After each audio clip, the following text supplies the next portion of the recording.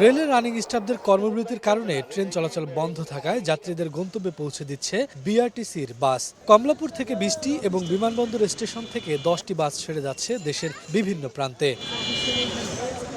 যাত্রীরা এই উদ্যোগকে স্বাগত জানালেও অভিযোগ তুলছেন নানা অব্যবস্থাপনা নিয়ে।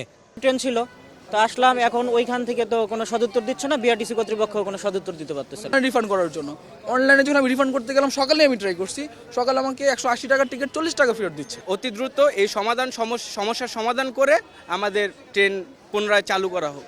এদিকে ভিন্ন ভিন্ন গন্তব্যের যাত্রী থাকায় রুট নির্ধারণ নিয়ে সৃষ্টি হয়েছে জটিলতা। দুপুর পর্যন্ত বাস কর্তৃপক্ষের লোক থাকলেও সন্ধ্যার পর দেখা যায়নি কাউকে। এতে অনিশ্চিত হয়ে পড়ে অনেকের যাত্রা।